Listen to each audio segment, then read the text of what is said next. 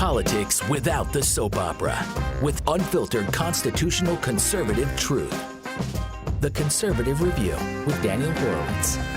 And welcome back, friends, patriots, and countrymen, to the one and only Conservative Review podcast, your only source of independent conservative news, views, analysis, and ideas from a truly independent perspective. This is Daniel Horowitz, back in the house Tuesday around midday, December 17th. And there is a lot of news in flux. These are the times that try men's souls. This is when it all matters.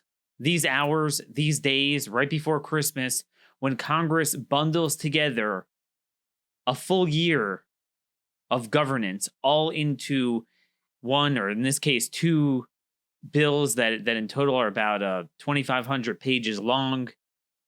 And then they purposely vote on them within hours of dropping those bills. And we have a president who has a veto pen that wields a tremendous amount of power. He has a bully pulpit that he could use to marshal the American people on issues that are so easy to explain.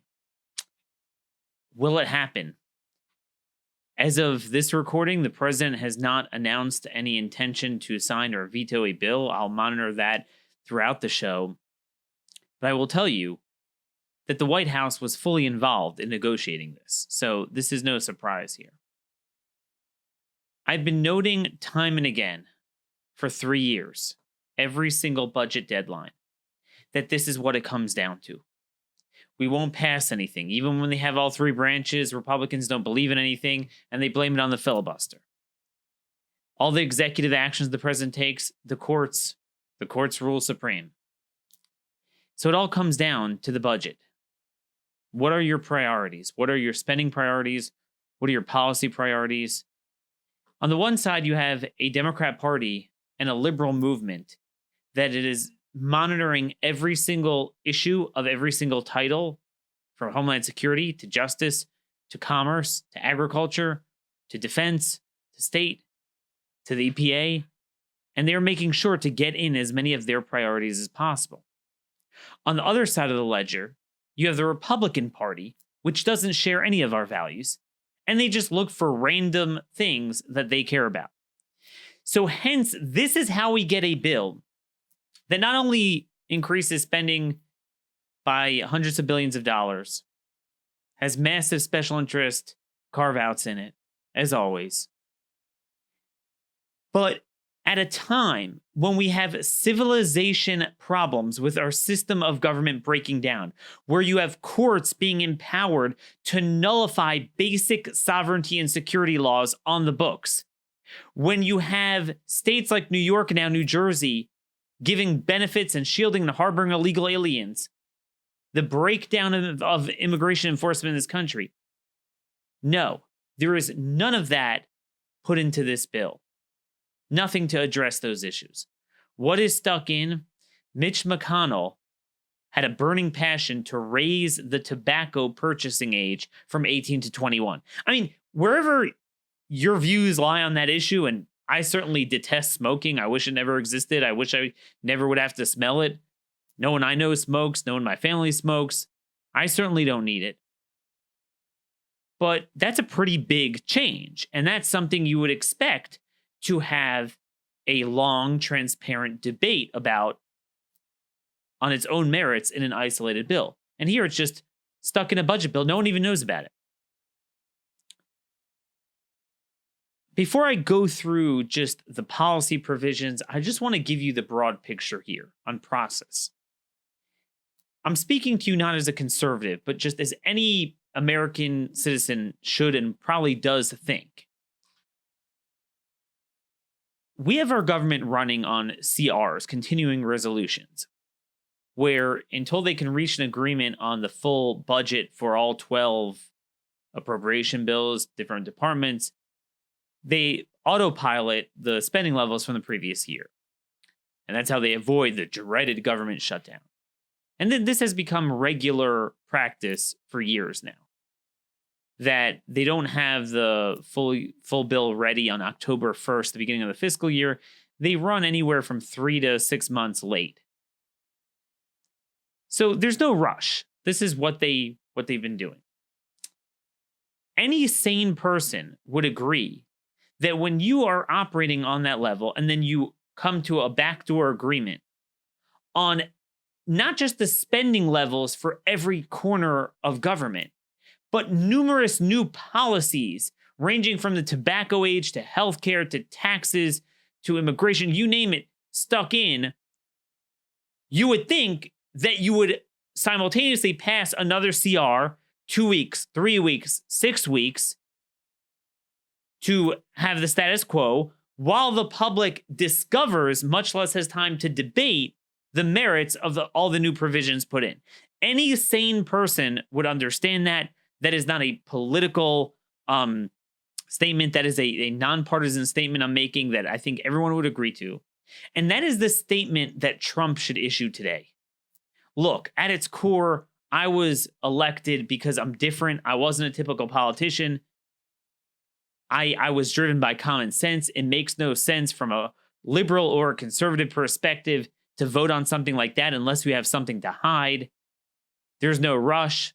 Let's have a CR through Christmas, maybe go 4 to 6 weeks, send that to my desk, I'll sign it, we won't have a government shutdown. And then the president needs to build the case, which I've been begging him to build for 3 years, of defunding sanctuary cities and funding immigration enforcement at the very least. You know, Jefferson, in a letter he wrote in 1820, decrying judicial supremacism. But I don't want to use this quote for judicial supremacism, even though it's very pertinent. He made the following observation: I know no safe depository of the ultimate powers of the society but the people themselves, and if we think them not enlightened enough to exercise their control with a wholesome discretion, the remedy is not to take it from them, but to inform their discretion by education. This is the true corrective of abuses of constitutional power. And that's the thing. I'm not seeking some sort of quiet thing to get my proposals through. That would be nice. Some eminent tribunal of judicial supremacism, people coming up with a 2,500-page bill, changes covering all sorts of policies that no one's going to know about. Seek to inform. And that's what the president needs to do. The president needs to educate. The president needs to highlight this. Every day, I would tweet out another absurd thing about this bill. And that's it. You know, the president promised March 23rd, I think. Let me look at my notes here. I think it was March 23rd of 2018 when he signed the first horrible budget bill.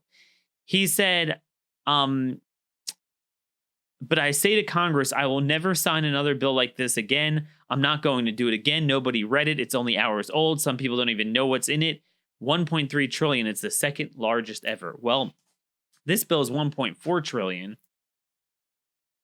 They added on 63 pages of special interest tax extenders, which I haven't even read it yet, in middle of the night after they introduced the first part of the bill. There is no justification for the president to sign this bill. The point is, the public gets hyped up about whatever you hype them up about. You look at some of these town halls, they're hyped up about impeachment.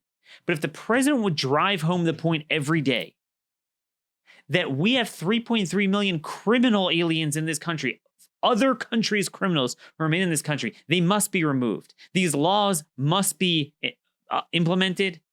The courts must be kicked out of this. Sanctuaries must be defunded. And ICE must be funded. Every day, everything that happens, and then highlight every day there's endless numbers of these cases. Remember, ICE has enough detainers accounting for 2,500 homicides in 1 year. Plenty of things for Trump to go on. Every day, use the bully pulpit. I know I'm shooting in the wind here, but I want to lay that marker down of what could be done, what should have been done. It doesn't have to be this way. This is so easy. I'm not asking him to do anything that's hard. So easy to do. Look, no one's read this. It's got so many changes in here, earth-shattering changes. I mean, just picture what else is in this bill. I mean, changing the tobacco age, that's a big deal. Whether you support it or don't, that's a big change to put in a budget bill. Madison, Federalist 58, he talked about the power of the purse, and he said, "This power over the purse may in fact be regarded as the most complete and effectual weapon with which any constitution can arm the immediate representatives of the people for obtaining a redress of every grievance and for carrying into effect every just and salutary measure." That budget process is controlled by three branches: the House, the Senate, and the White House, president. Republicans control 2 out of the 3. For the first 2 years, they controlled all 3. And every single time, we did not have anyone giving voice to our concerns. Random things put in there. So I just want to say, before we go through some of the bullet points here of what's in there, what's not in there, I just want to note that the president needs, as I said before, I have a show that's titled this from last year: the bully pulpit, the veto pen, and executive authority. That's what the president needs to marshal. And that requires pushing back against the courts and or using the budget process through the leverage of a veto threat. And not just at the very end, but he needs to build this case for several weeks, at least beforehand, backing it up by the bully pulpit. If he does that, he'll have a successful president. If he doesn't, he won't. There's no middle ground, because there's no other way. Let's say he has a second term. What's going to change? And here's the thing: increasingly, it's unlikely that they're going to win back the House, even if Trump wins the presidency. You have a lot of vacancies. You have the stupid courts, state and federal, in any given place. Remember, the left, if they can't win in the feds, they go to state court. If the other side wins the state, they get the feds involved. Either way, they win. Heads, they win. Tails, they win. So that's how in North Carolina, they're going to lose 3 seats. But notice, pretty much every single Democrat, except for that one that's switching, is voting for impeachment, even in districts where Trump won. Clearly, they're not feeling enough pressure on that issue. But if you would have had a sustained fight on sanctuary cities, there's a lot more evidence that they would have felt pressured, either to give in on that or they would be defeated over that issue. So nothing's going to change. I'm going to get to the courts a little bit later, which are terrible. But this is it. The budget is everything. So what's in this? Obviously, it increases the deficit by $390 billion. Also because it gets rid, a lot of the tax loopholes here, whatever you want to call them. And then it consummates the budget deal that they set in September, that over the next 2 years will increase the budget in terms of spending by $320 billion. Now, with all the spending in this bill, I bet it's going to be a lot more than $320 billion, because that was the original deal, but there's so much extra in here. But Democrats have a 14-page bragging sheet out. If you go to the House Senate Appropriations Committee website, you'll see majority and minority staff. You go to the minority, which is the Democrats, they have a 14-page bragging document, fact sheet on all the victories they got. And what they note is that there's, quote, record spending on everything Trump promised to cut. National Institutes of Health, Head Start, Title I education, child care and development grants. All this stuff, creating Democrat votes. Nonsense. The Department of Education is flush with cash. Man, has that been expanded. The Pell Grants, EPA, massive increase. When Trump started, EPA's budget was about $7 billion. It's going to be up to $9 billion. That's a huge percentage increase. EPA's budget is now greater than that of ICE. And again, ICE is responsible for 3.3 million aliens under their custody. There's over 2 million with pending final orders or final orders of removal, in addition to all of the new people that they're putting detainers on and catching.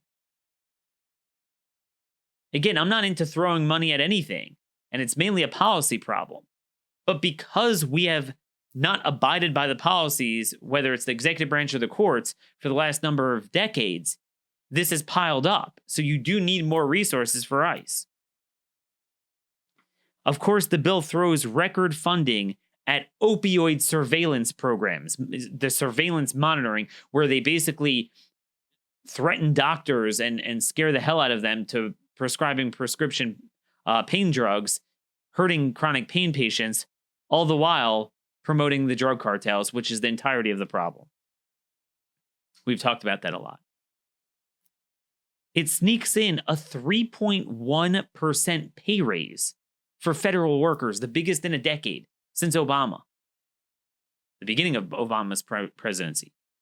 This is not just the military. This is the EPA bureaucrats. This is everyone on my block working for Social Security that's off every other day. And you look at their salaries. I mean, I look it up online. You could look up their salaries. And it's like the benefit package is massive. The pension and the healthcare, and it's built upon a tax base that doesn't get that. Now, I'm not saying these guys make $300,000-$400,000 a year, but with their experience and educational level and the intensity of the work that they do, they easily make 100, 115, even 120, 130 at a lot of these like basic computer jobs. At Social Security, I'm just picking one because I have a lot of neighbors that work for them. In the private sector, that equivalent, they do not make that much. This is under Trump, a 3.1% pay raise. And then, of course, nothing on expanding ICE's budget. I mean, there's a tiny baseline increase. But, when you have massive 10, 15% increases in Department of Education, I mean, this is what we'd expect. And at least if we're going to have a bipartisan deal where everyone gets theirs, all right, so you get your non-defense garbage, at least we should get ICE spending. If this is going to be remember, Republicans control 2 out of the 3 branches.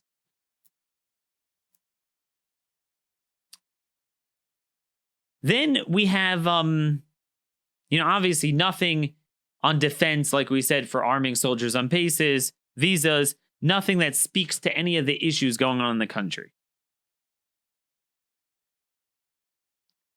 The worst provision, I want you guys to understand this provision alone should result in a veto, even if, everything else notwithstanding. Now, there's 2 bills. So this is the smaller one, the 580-page bill with DHS funding in it and DHS policy in it. Page 489 codifies the MS13 trafficking loophole. Remember, I yelled about this in February. That was supposed to be our bill to get immigration enforcement. We threw an interception, Trump threw an interception, signed a bill that snuck in a provision that we warned about before he signed it, that invited prospectively illegal aliens in this country to self-traffic their family members, pay cartels, traffic them in as teenagers, be designated as UACs, unaccompanied alien children, that are resettled as refugees and reunited with their illegal aliens at taxpayer expense. This is illegal alien chain migration. And as a reward for that criminal activity, they get shielded from deportation. ICE cannot put those sponsors of the so-called UACs into removal proceedings in most cases. And you speak to any ICE operative and they will tell you that that's a killer. Tom Homan was talking about that. I mean, he's retired, ICE director, but that provision more than anything is responsible for MS13 recruitment, because that's what's bringing in the teenagers from Latin America that are just fueling the ranks every day, every week, every month in Long Island, in Seattle, in New Jersey, Massachusetts, Maryland, and Virginia, and North Carolina in particular, MS13 recruitment and other transnational gangs as well. The drug crisis, the gang crisis, that's how it all ties in. That provision does more to increase crime, drugs, and gangs than anything imaginable. That's a massive amnesty provision. We blocked amnesty under Trump. No, that was passed. And they're like, Daniel, it's not as bad as you think. It won't be there. It's just just until September. Well, now they codify it for another year. And that will de facto become permanent. That provision alone is the single worst thing that you need to call your Republicans in Congress, Senate, and the White House to vote against, and in the president's case, to veto it. So there's that. Section 704, this is page 414 of the bill. It appears to invite in illegal aliens to apply for federal jobs. Now, this is not new. They've had it in the last few, but it's important to mention. So they say you have to be a citizen to apply for a federal job or an LPR. And then they add in, or a person who owes allegiance to the United States. What does that mean and who gets to determine it? Well, the bill says, affidavits signed by any such person shall be considered prima facie evidence that the requirements of this section with respect to his or her status are being complied with. Now, for several years, the left has been trying to get DACA recipients, illegal aliens, the ability to apply for federal jobs and a 3.1% pay raise while they're at it. This provision, again, it is in the current budget bill, but this needs to be taken out. These are the type of things that Trump needs to publicize and expose and fight. It's in there. Section 405, page 467, creates a new provision called an immigration detention ombudsman. So while we have endless crime, drugs from criminal aliens that are being shielded and harbored by sanctuaries, nothing in the bill addresses all of the obstacles to ICE. Instead, it treats the illegal aliens as the victims and ICE as the perpetrators. So it creates like this new oversight to an endless mandates on ICE and the ombudsman to create reports and hand to Congress all information on the treatment and detention of illegal aliens. That's all in there. All the garbage you hear from the left, that's codified in there. Then they stick in the other bill. This is the 1773 page bill, although now it's more like 1900 or something because they added to it. This is the non-DHS bill. They stuck in a DHS provision, doubling the number of H-2B visa, or giving DHS the opportunity, if they want, to double the number of H-2B visas. H-2B are the low-skilled, non-agricultural workers, like, hotel workers or something like that. Again, more public charge, more low-skilled people being brought in under Trump, and giving the DHS secretary the discretion to do so. As you all know, the acting DHS secretary is Chad Wolf, who is literally a worker visa lobbyist. He said he was going to recuse himself from H-1B, but then he kind of went back on that, and he hasn't recused himself, so there's that. Other thing that's important, big national security. The Corporate Welfare Export-Import Bank is extended for 7 years. This, as you well know, is Boeing's private piggy bank from taxpayers to basically subsidize Saudi Arabia to buy Boeing's products. So that had to be in there. 7-year extension of the flood insurance, which is broken as anything. Everyone agrees that. Then it has healthcare provisions. Now, I always like when I demonstrate a certain thesis on politics to come back to it and prove to you an example, a real live example as it happens. We talked the other day about low tax socialism, how Republicans have not only helped grease the skids for open borders, cultural Marxism, but also fiscal Marxism, but they've done that paired with low taxes. So our broad fiscal system, the regulations, the market distortions, the subsidization, the artificial monopolies created by government, that's all socialist, but unlike with Europe, it's built on low taxes. So what they did with Obamacare, you might hear this news, they repealed the Obamacare taxes permanently. There were temporary repeals, now they're permanent. The repeal of the so-called Cadillac, the tax on Cadillac insurance plans. These are the high premium plans that cover everything. The medical device tax, and then another tax I'm just forgetting it right now. You guys know what I'm talking about. There's 3 of them that are repealed. But here's the problem. This bill extends and even expands all of the subsidies and healthcare programs, extends them. It without any reservation. It has a bunch of provisions limiting some of the regulatory reform that Trump's HHS tried to impose upon Obamacare. It expands the federal Medicaid matching funds for U.S. territories like Guam and Virgin Islands, Samoa, by roughly 50%. So what it does is it gives the industries everything they want. Low taxes, lots of subsidies. The reason why this is so bad is because it's the worst of all worlds. What's one of the things we said about low tax socialism? The industries, the special interests, want a very narrow set of things. And once they get that, then they'll agree with the Democrats on everything. The one thing they disagree with the Democrats are on tax increases. So the Democrats, for all their talk of socialism and hating corporations, you know what's funny? Almost all of them are going to vote for this. Right? For the corporations, because this gets them off their backs. And now they could turn around and enforce Obamacare fully without any reservations. See, this was the one point of leverage we had over the healthcare cartel to hold out for more substantial repeal of Obamacare on what actually matters in terms of the Medicaid, the subsidies, and the regulatory scheme. But instead, what this does is it gives them what they want. So now we're done. We'll never have any leverage to get them on board. And then, of course, we have a provision. I want you guys to think about this. We have a rebellion, a NeoConfederate rebellion in this country against immigration enforcement that affects our sovereignty and security beyond belief. That is you have that occurring right as we have a budget bill. So shouldn't that be a clamor to put in anti-sanctuary legislation, cutting off funding as one of the priorities? Nope. But Mitch McConnell comes in and takes for the federal government the one thing that legitimately belongs to the states, and that is setting the tobacco age. Right? I mean, we talk about drugs a lot. That is very national in scope. It comes from the border. It's international. So you could say that's more of a federal issue.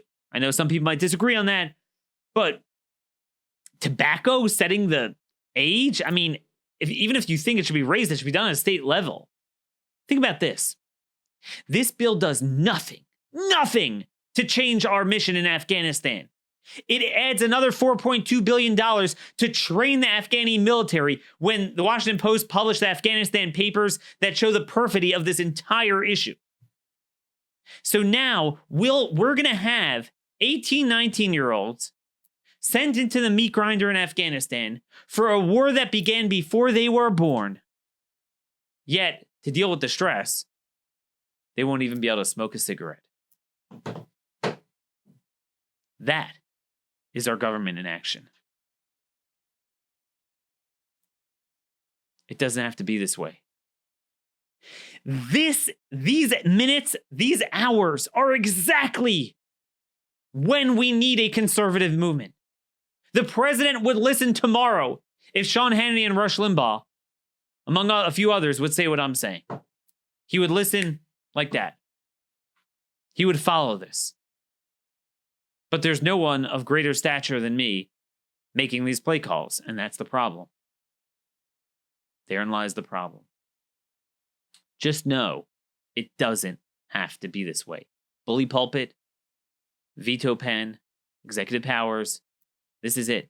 No one has explained to me how we're ever going to get better results. And again, ironically, you're not going to win the House. As it stands now, it is nearly impossible for the Republicans to win back the House. Even if it winds up being a good year in the president's elect, if you just look at the map, it's very difficult. You need a civilization issue to harness in a budget battle. And this is the way you do it. You demand a clean CR. Democrats don't have a leverage to balk at a clean CR and shut down the government over Christmas. They don't have the leverage to do that. It's not going to happen. And the president builds the case every day. I know you can't win on everything. Pick one issue. I think it should be sanctuaries. One issue. Because remember, a lot of the other things he could do on his own, arming the soldiers on the bases, cutting off Saudi visas, he's not doing because he wants that, because he appointed jerks to run the Department of Defense. But there's the issue there. I want to read to you an article from BizPac that says everything. Everything we're talking about. It's the keys to the House. Ousted. Now this article it's old, but I just discovered it. It's from 2017. But I felt it's a great day to re-up this. I love this title. Ousted Eric Cantor, who was the former House Majority Leader, admits Obamacare repeal battle cry was a ruse to win elections.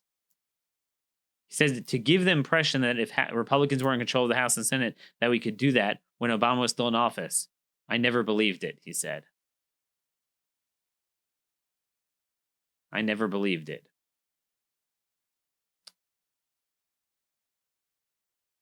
Here's the dirty little secret.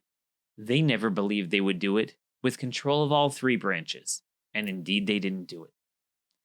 That's the secret sauce here. Elections are an end to themselves. They're an end to themselves. That's it. They use talking points to get elected. Democrats use elections to implement their policies.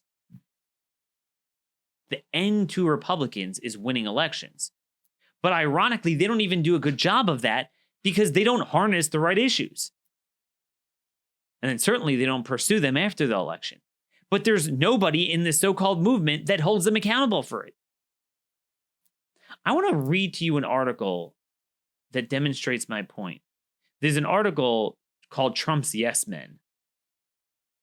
And, it's written from their perspective out of Axios, David Nathan and Jonathan Swan, from earlier this week.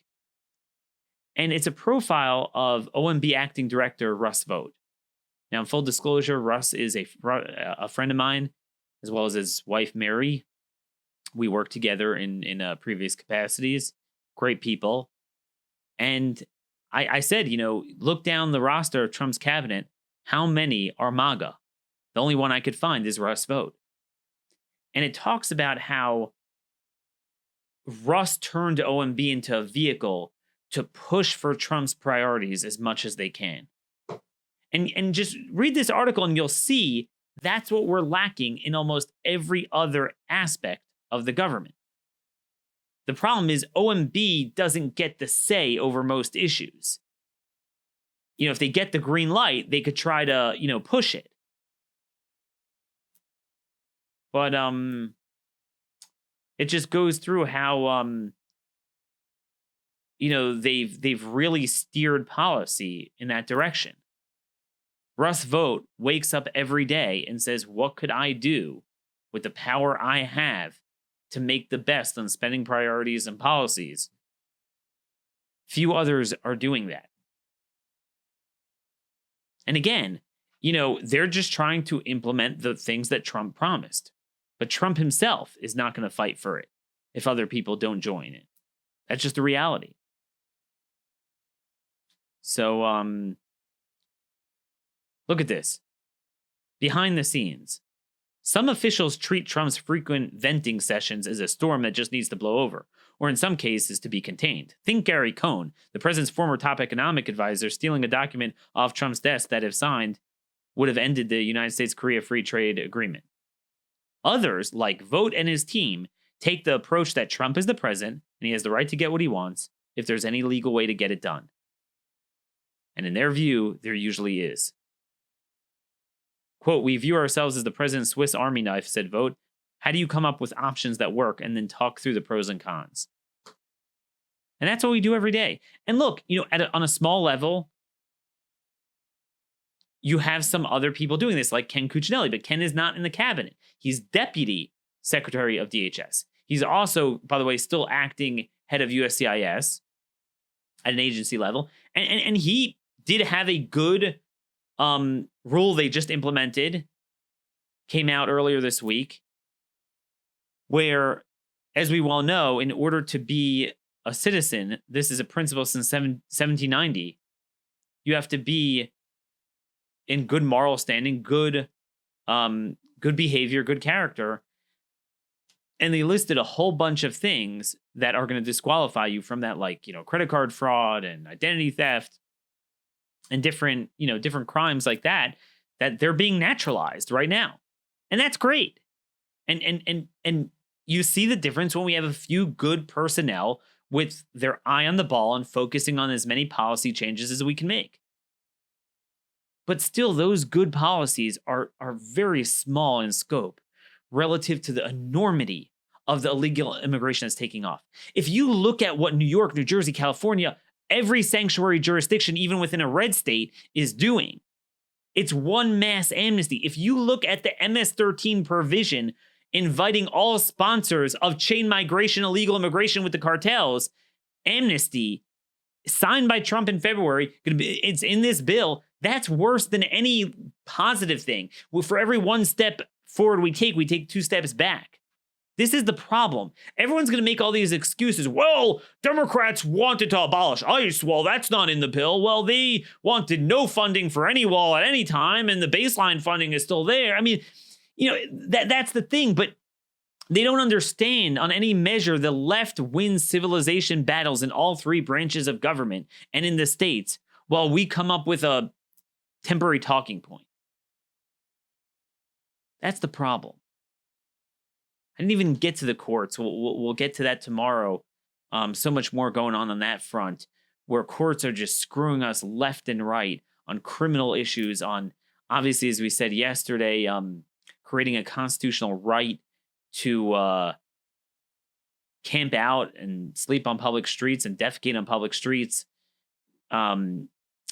This notion that a conservative Supreme Court will overturn 50 years of bad, made-up constitutional rights, made-up precedent.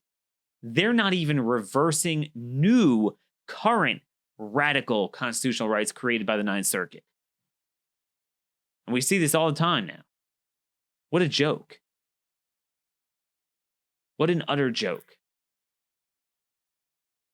But again, I want to get back to Jefferson's quote that we started with.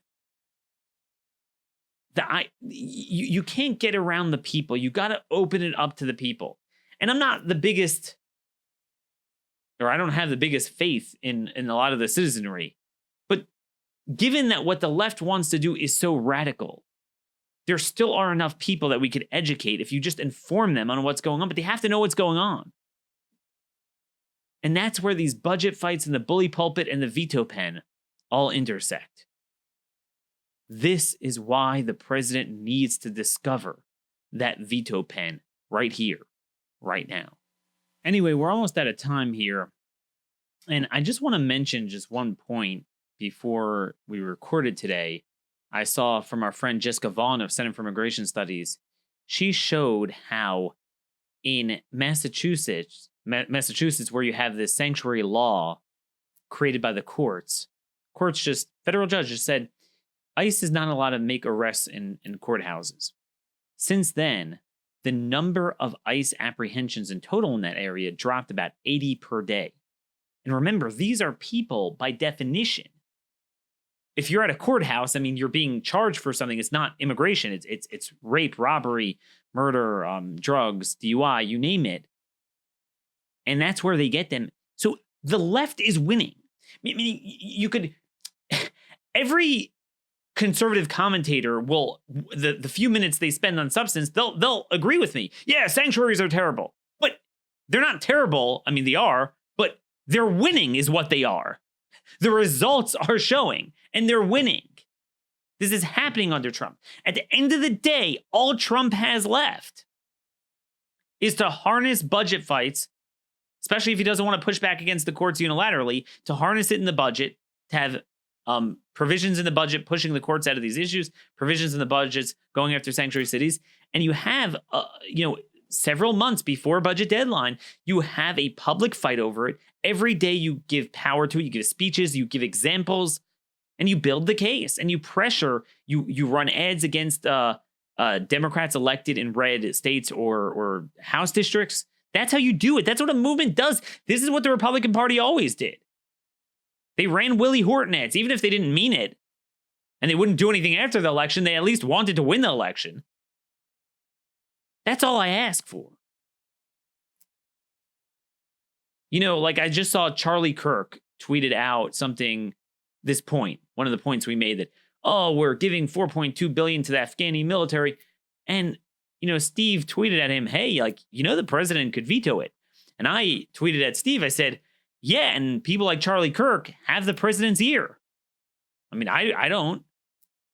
But all these people, several others have, they haven't talked about it much, but they've mentioned something. Oh, it's a terrible omnibus bill.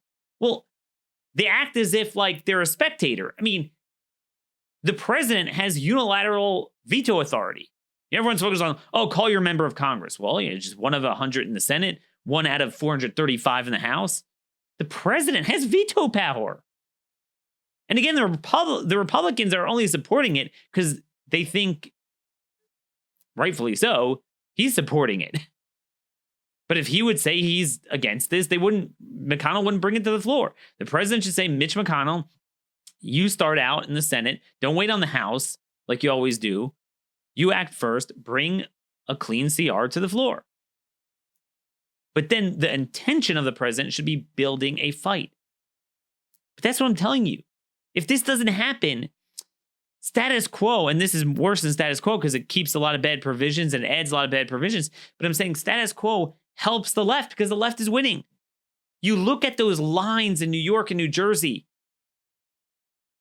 where the illegals are cheering on our soil. They don't belong here. They're stealing from us. Our laws duly passed by Congress say they shouldn't be there, and they're getting citizenship documents. They're winning. They're winning all the time. This is so dangerous. But yet results don't matter. I mean, this is a theme I'm going to keep dogging the next couple of days. We're pretty much out of time. And I one other thing. I have so many things on my list. On illegal immigration, Pew came out with a report earlier this week comparing the number of illegal aliens and the character of illegal aliens in Europe to America. And when they say Europe, it's the entire Europe, not one country, comparing the entire Europe to America. And they estimate somewhere between 3.9 and 4.8 million illegals in the entire Europe. Now, they have a lot of bad illegal immigration that they brought in. But what people forget is, now, according to them, it's funny, the number in America keeps sliding back. They said 12, 11 million, now they're like 10.5 million. It's not true. Federation for American Immigration Reform estimates about 15 million. When Steve King asked Kirsten Nielsen when she was DHS secretary, she said, wait, I'm hearing 12 million, but then I'm hearing 24 million. And she said it's likely exactly in the middle of that. So I would say 15, 16 million is the accurate thing. That's a heck of a lot more than Europe. And this is what we forget with the refugee resettlement. We have refugees. See, no country has the illegal immigration we have, as well as broad legal immigration numbers. So when they come and say, we need to accept refugees. Well, our entire legal immigration system is low-skilled family chain migration, aka humanitarian. That's really what it is. And what about all the illegals? You can't double, triple, quadruple dip. But nobody's making this point. And the way to make that point is to educate the public. The way to educate them is to have a budget battle over something of magnitude, of intensity, of duration that we see with impeachment. Everyone has something to say about impeachment. We should have a dynamic where everyone has something to say about us harboring other countries' criminals. It's so easy to do. I know you guys are going to groan and you're not going to be happy with me, but the last show of the year will be Friday. This week will be the last week. We're off all Christmas up through New Year's. We will still have written content, and I'm still, except for obviously Christmas and New Year's itself, everyone's off, but I will have written content, so I'm going to double down on Twitter, my written content. You'll still have my updates. Maybe I'll even add more written content. But in terms of production, the DC team is off. I mean, I'm not, I'm going to be working that whole time, but, it is what it is. I can't force them to work. So Friday will be the last show. We're going to have to make the most of this week. But let's start preparing for next year, what we want to do to make things better, how we could improve as a movement together, how we could improve as a grassroots town hall that this show has become, and how we could better network and achieve policy victories, achieve results. Because I'll tell you, nobody else cares about results anymore. And therein lies the problem. Till tomorrow, God bless you all, and thank you for listening.